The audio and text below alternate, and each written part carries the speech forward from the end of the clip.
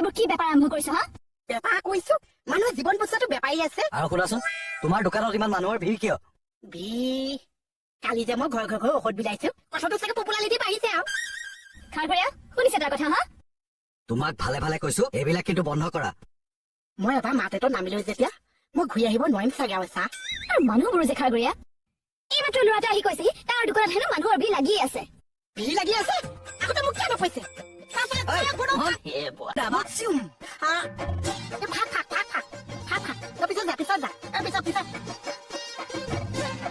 নেমু পানী, হালধি পানী, আদা পানী লগত আছে মোৰ সপোন গছা পানী।